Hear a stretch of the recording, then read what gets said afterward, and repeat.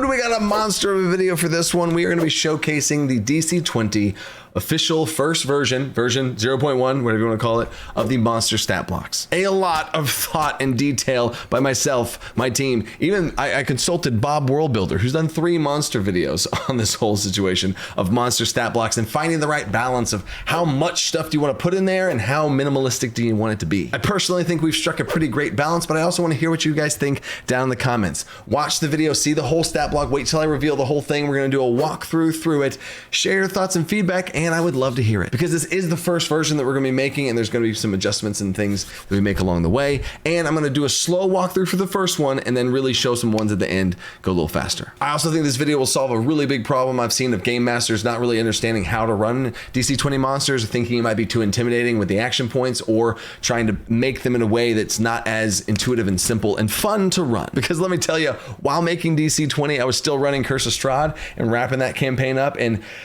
making DC20 monsters, and you'll see in the whole template thing, it's just so simple, and you'll see when the action comes out. In fact, let's get into it. Time out. These monster stat blocks that I'm showing come from 2 sources. One is the absolutely free one-shot, which is available in the link down in the description, called The Hunted. There's a bunch of stat blocks in there. There's a big monster and a bunch of medium-sized NPCs, lots of stuff to get your hands on. And that's available completely for free. It's a full one-shot to play of DC20, available in the link. And the second part is the DC20 Monster Starter Pack. The beta of this PDF is available right now on the website, link down in the description, for like $5, and you get all updates to this PDF for free. But even right now in its early beta stages, there's a ton of tools on there to show you how to build monsters in the spirit of DC20, tables and charts and numbers, all the stuff. And it'll keep getting expanded on down the road. Okay, let's go. So the most simple of all monsters to break down and show you for the first little walkthrough here is a wolf, a level 1 wolf. That's right. Also in DC20, we don't have a CR system. Not going to get off on that tangent. It is a level system. Players have levels, monsters have levels. So if a level 1 player fought a level 1 monster, oh, that's a pretty 1v1 of the same level. It's balanced. If you have 4 level 1 players, they should fight 4 level 1 wolves.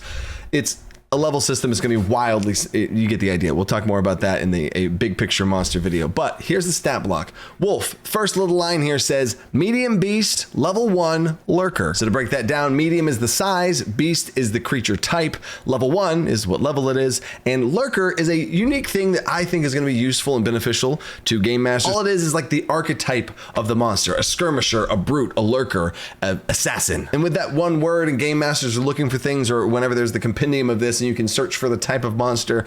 Oh, I want to have a lurker here. I want to have a big brute to protect someone. I want to have a controller. But again, we're not talking about monster design. We're just showing the stat block. So next up here is health. Real big, obvious, right in front of your face. HP is 11. Done. Now, to clarify, this is a wolf, but you could say dire wolf. You could reskin it to be some other type of beast. Either way, it is a level 1 lurker that is a balanced, medium-sized beast. And if you want to have more of these creatures, you could also easily nerf its health down to about 6 or so and have more of them. But again, another video. Next up now in this little band of the stat block is PD. Its PD is 11. That's its defense armor class if you're used to that. But that's its defense score that you have to roll to be able to hit it with an attack. But in DC20, there's things called heavy hits and brutal hits. Whenever you exceed the defense of a creature by 5, every 5 you deal over it deals another +1 damage. So to make game masters' lives easier, we've also included a parentheses right next to it of +5 and +5. So their physical defense is 11, 16, 21. So if a player rolls to attack you and they get a 16,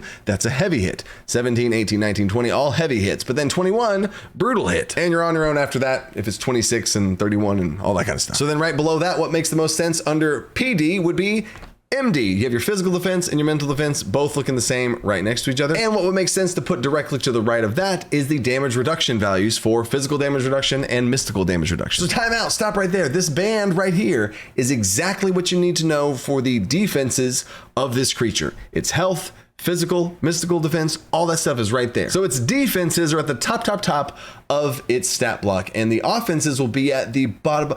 We'll get to that in a second. Now, the next important thing that you might not need this as often, but if checks come in and if any sort of saves come in, which that absolutely will, the next band is their attributes. So if you look at the attributes of this wolf, it has a might of 2, an agility of 3, a charisma of -1, and an intelligence of -2. Simple enough. But there's a parentheses right next to the agility. So agility, its agility is 3, but but in parentheses, there's a 4. What could that mean? Comment right now what you think that means, because I hope it's intuitive enough for you to understand what that would mean without having to straight up say it. This is a good example of that little playtest situation to see how intuitive this is, because what that number is the save for the wolf. So the attributes are the normal numbers, and in parentheses is the save for that attribute. So an agility save would be 4. Simple enough. Moving on to the next thing that has to do kind of with attributes are skills. And so then now we have skills. Awareness is +5, stealth is +5. Anything else would just be the default attribute, unless you really deem that, oh, you know what, I feel like they would have good. This wolf specifically would have good. Then of course you can do the same standard, add +2,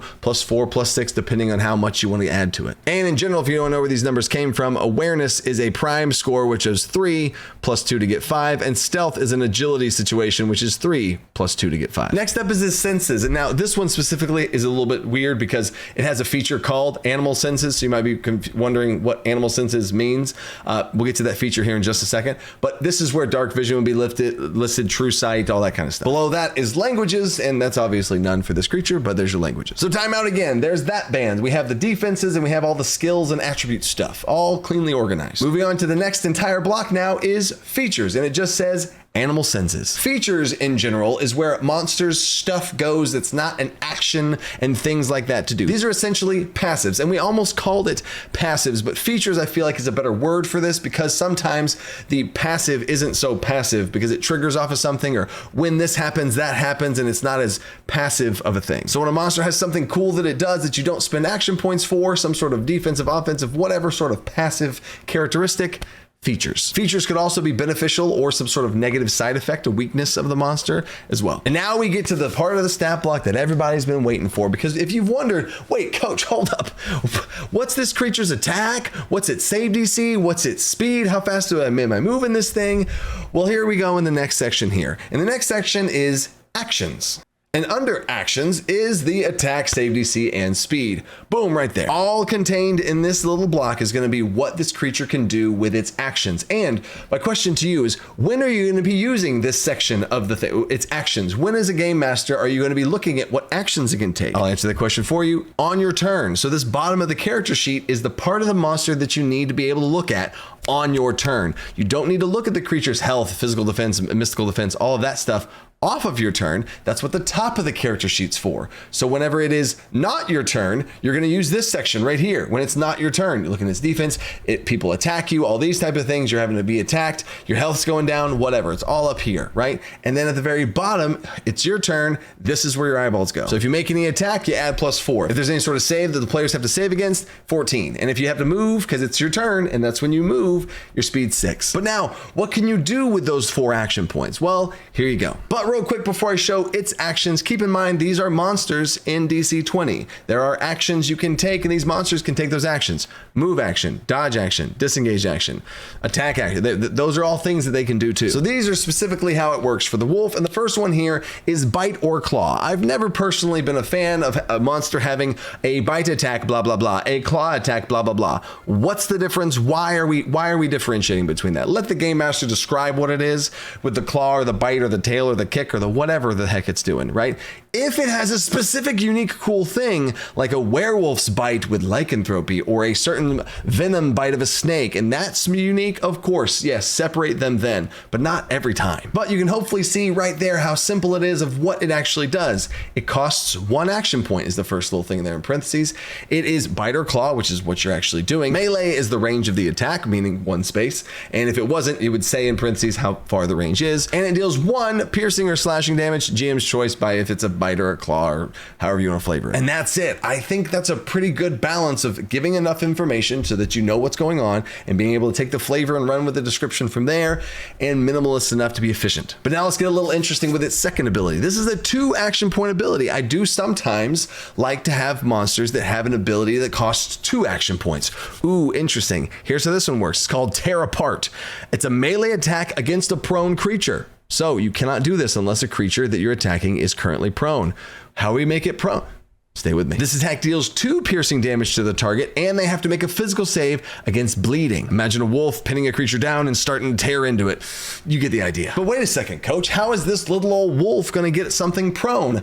Well, there's more I have to show for you here. There's one final piece at the very, very bottom of the stat block called attack enhancements. These are things that you can add on to your attack as this monster, whether it's a spellcaster adding on effects to the spells they're casting, or a wolf adding on effects to the attacks and claws and bites they're doing. And these attack enhancements work just like the rest of DC20. If you're a martial character and you make an attack check, you can spend an additional action point to add an effect to it. A hinder, an expose, a bleed, whatever. And vice versa, spellcasters have attack enhancements. They can add extra action points to add extra effects onto their cantrips. So for this wolf, it has an attack enhancement of prone, a +1, and in this case it is a +1, meaning you have to make an attack before you can also add this attack enhancement to it for a total of 2 action points. That's why it's a +1. But prone is a physical save, and if they fail, the creature is knocked prone. Now, a quick little mini timeout right now.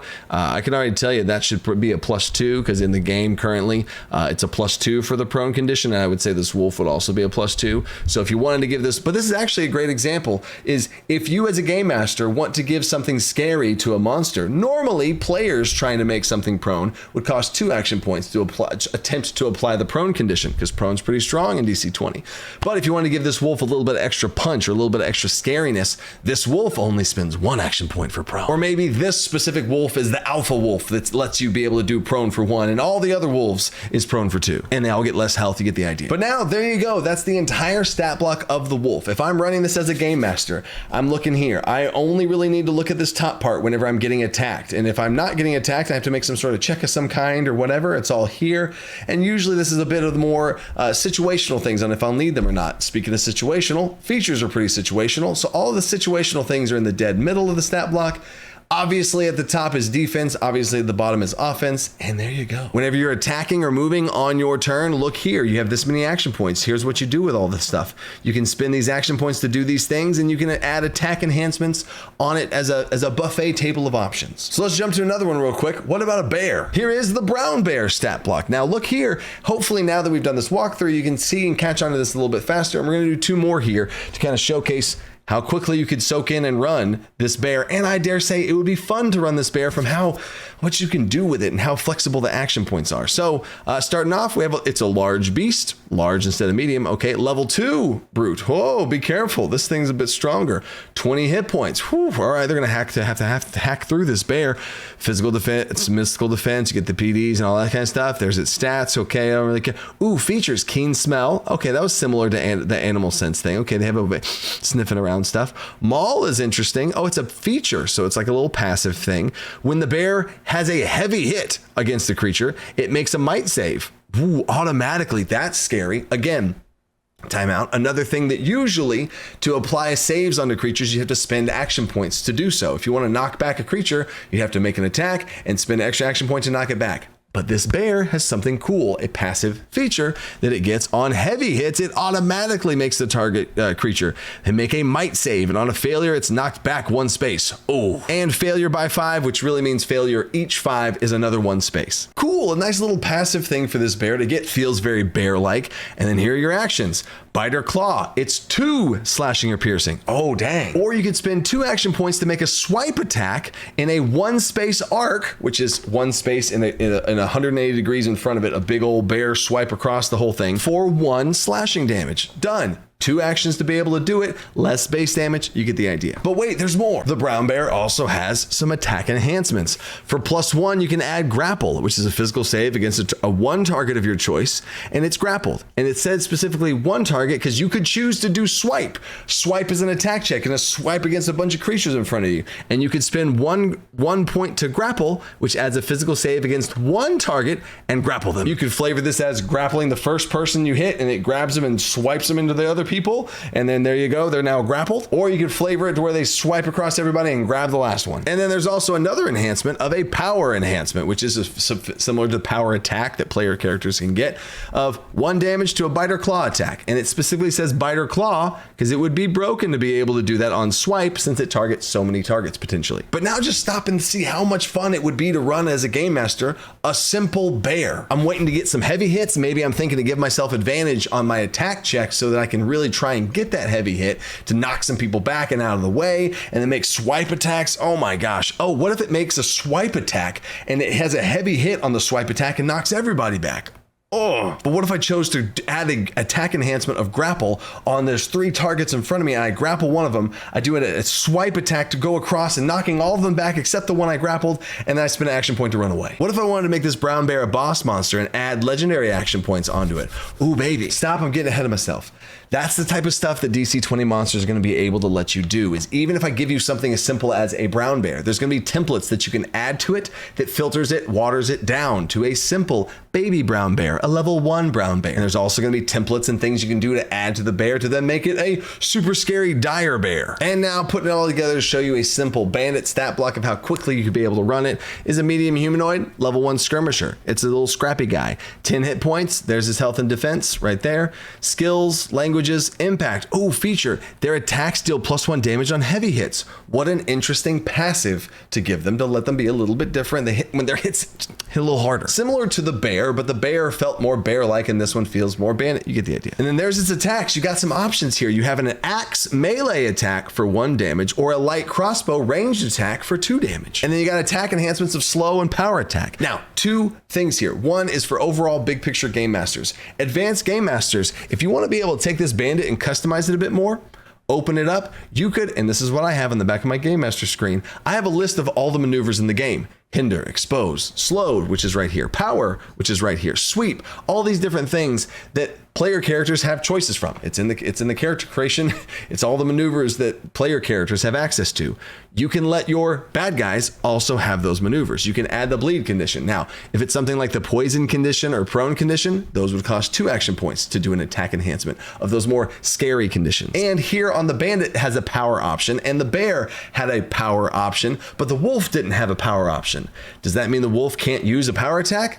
That's your choice, Game Master. Rules as written, the stat block? No, because that's not the flavor of what the wolf should feel like is a power attack. You could though. And the other thing here that you might notice, and this is one of the things that we're going to be doing to kind of make these monsters smoother and easier to run for Game Masters to not have to deal with the nitty-gritty stuff. And this is the baseline type of monster that then advanced game masters of DC20 can take to the next level, is this simple little light crossbow. If you realize crossbows, they reload. In general, crossbows, you fire for 1 action and then you spend a 2nd action point to reload. Cool. So effectively, it costs you 2 action points to make an attack, if you think about it a certain way. I know, yes, it's 1 action point to make the attack and a 2nd action point to reload, but in order for you to make an attack, it effectively costs you 2 action points. So to keep this simple for newer game masters is we've given this bandit a light crossbow, and instead of a ranged weapon, which normally would just deal 1 damage for like a short bow or something, you could easily switch this to a bow as well by saying 1 light short bow, 1 piercing damage, 1 action point, 1 damage, super simple. But if you want to be able to get across the feel of a crossbow, but not have to manage the reloading and did I load or did I reload or did I end my turn, did I spend an action point to reload or not, I don't want to track that. That's fine. Don't track that. The default monster does not make you track that. But whenever I run crossbows as a game master, I freaking love crossbows. I reload. So when I run this monster, if I ever ran this bandit in this case, it would be 1 action point to fire the crossbow that deals 2 damage. But I would hold myself accountable to needing to reload. Now, for newer game masters, you could easily just describe that same exact thing from happening. I'm going to make a light crossbow attack. That's 2 damage and reload the crossbow. You can describe those things if you want. Sure, if someone asks a question. And it is costing you 2 action points, so it all checks out. So there are the monster stat blocks of DC20. All 3 of these are in the monster starter pack that you can see. Right now, there are 5 available, but like I said, anybody who purchased or backed the Kickstarter, anybody who has this PDF is going to get all future updates for free once you get the PDF, you get all the updates until the final version. Final version is going to have 20 or more monsters, a whole thing about kind of how to build monsters and be able to take monsters and homebrew them and make them yourself, convert them from 5th edition, the whole thing. Because another resource that's going to be coming out a little further down the road once all of these things are kind of a bit more defined and locked in is the 5e to DC20 conversion guide. That's 100% going to be a thing. And I can't wait to see what they look like in the future after all the feedback we get from now till the end of this thing whenever it's launched. So until next time, stay creative and think outside the stat box. Stat blocks.